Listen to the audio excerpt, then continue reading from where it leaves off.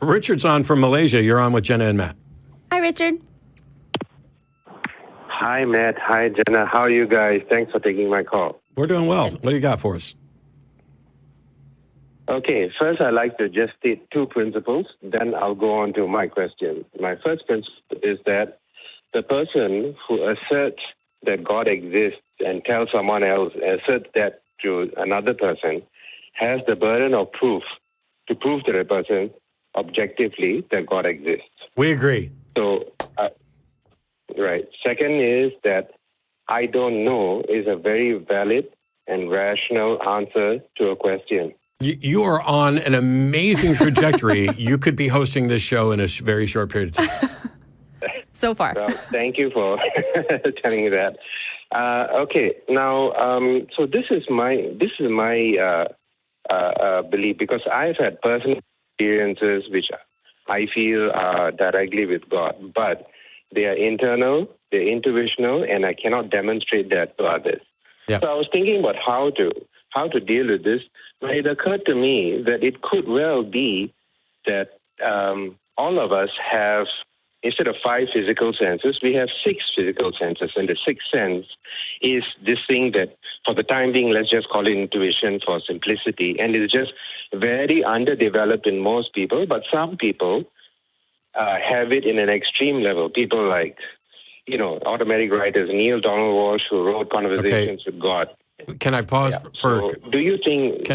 What do you think? I want to pause for a couple seconds here, because first of all, there's no sense in us numbering this and saying it's a 6th sense, because the traditional notion that we have 5 senses is already flawed. Because even if you go beyond sight, hearing, taste, touch, etc., you also have a sense of direction. You have a sense of bodily awareness. There's tons of physical senses that we actually have. So we shouldn't bother trying to. All right. But what you're talking about, this notion of intuition, is actually something that's been suggested by theologians, and it's referred to as the sensus divinitatis, or divinatus.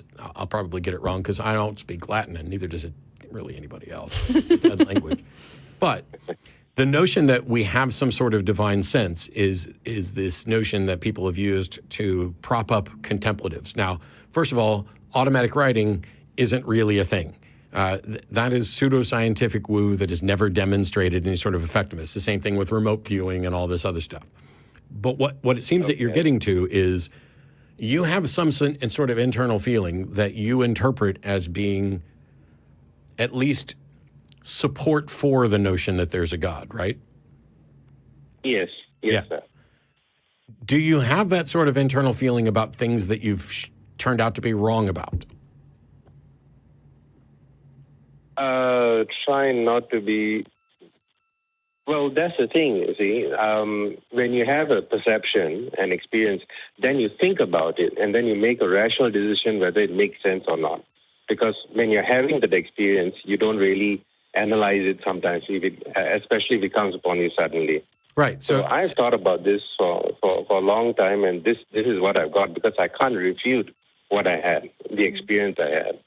And it coincides with a genre of experiences many people have had over the ages or claim to have had. So, but we know that people. It's no proof. We know that people.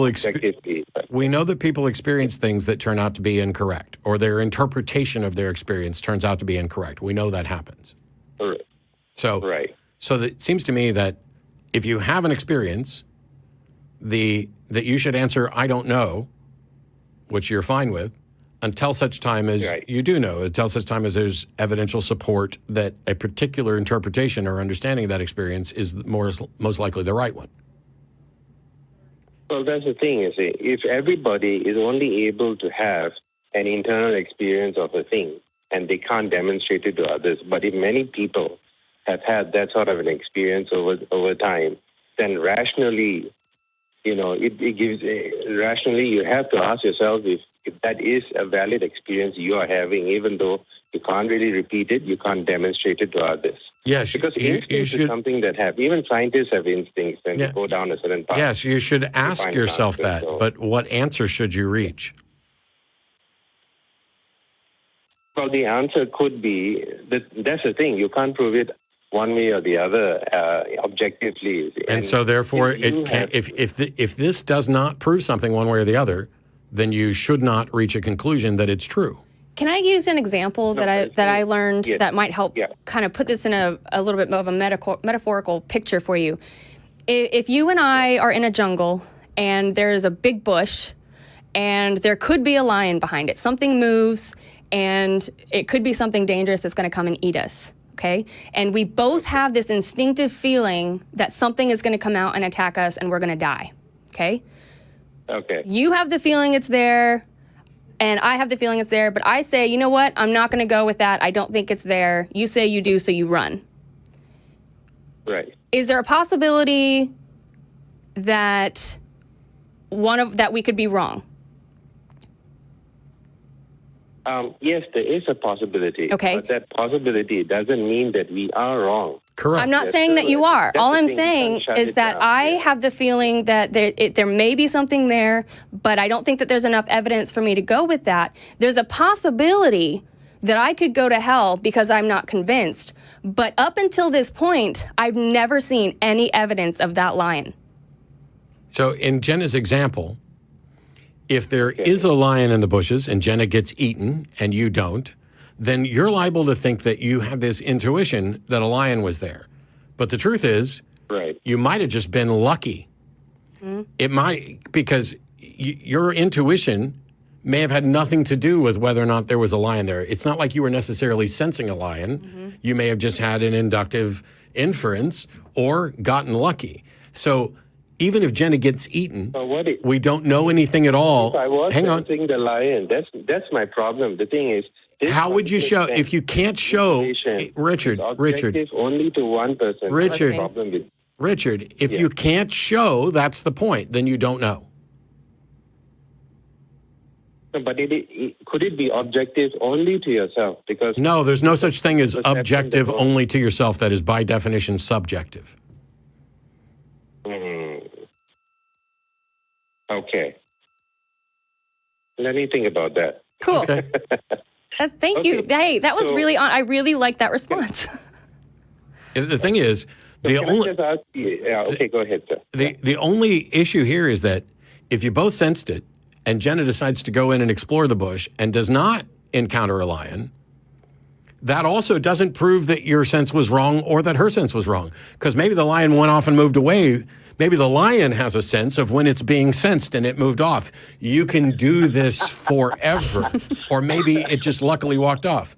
So when you start talking about, I have a sneaking suspicion that, or I have an intuition that, if there's no way to test it, then yeah, you can still go with it. You can say, I have a friend, by the way, who won't go ice skating because he's absolutely terrified, or was, that he would fall and someone would skate over his fingers and slice his fingers off.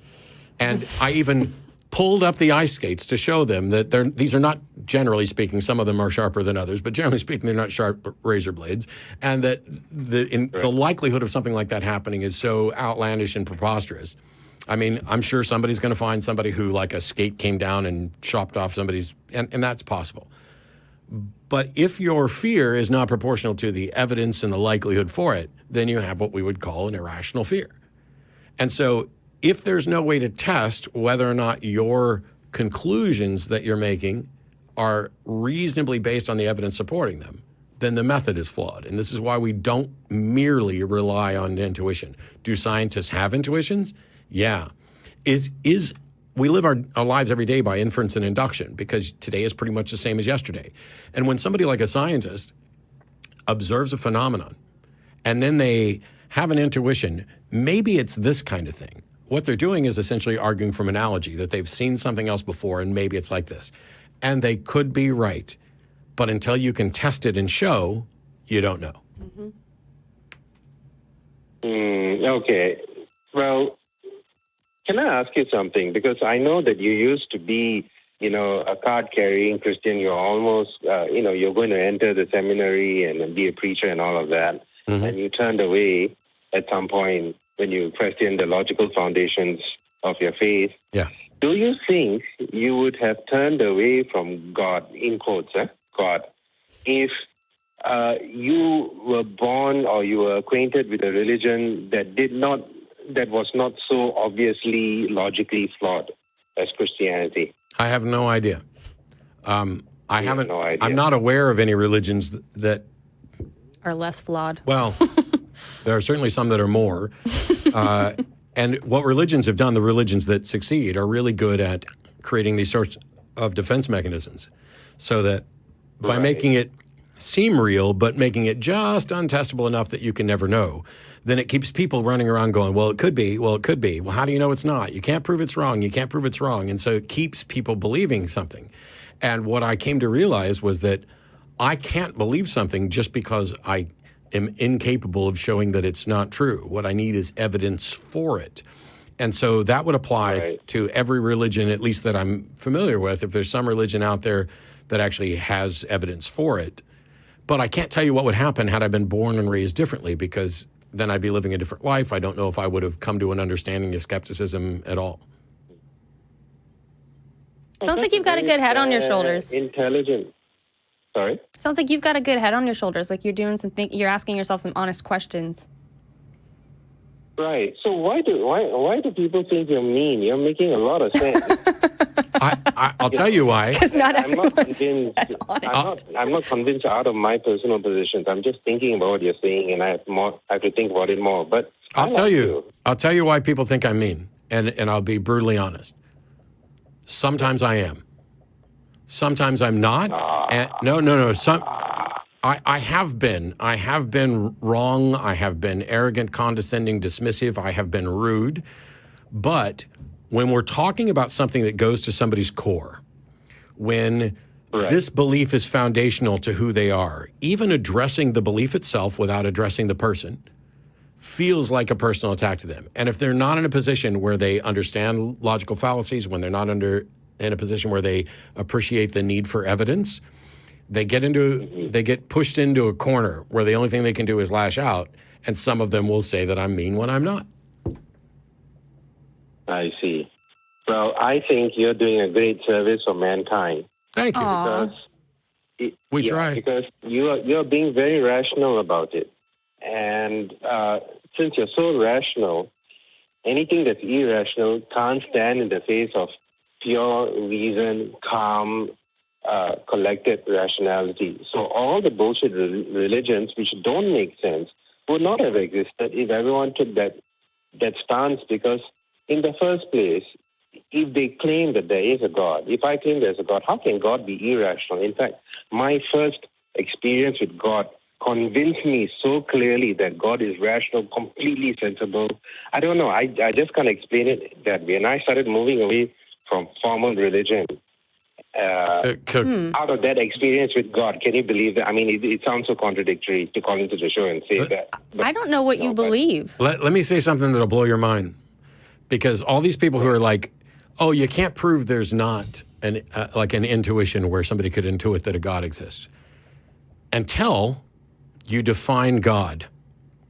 Because under the God of classical theism, the God that exists in most religions, where there's a God who actually wants you to know that he exists, no such God that was wise and intelligent and understood evidence and epistemology and reason would ever implant a subjective sense into individuals to tune to him, because he would understand that this would always be a flawed detection mechanism. And so the only God that makes sense in that sense, if there is a God that wants people to know that he exists, is one that willingly, eagerly, actively presents himself to everyone in a way that is not prone to simple subjective assessments, but can in fact be measured, tested, etc.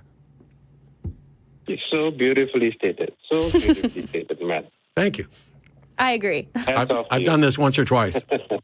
But I'm going to move on to some other callers, Richard. We appreciate your time. Okay, thanks for calling. All right, thanks. Have a good one. Thanks, guys. Bye. He sounds so nice.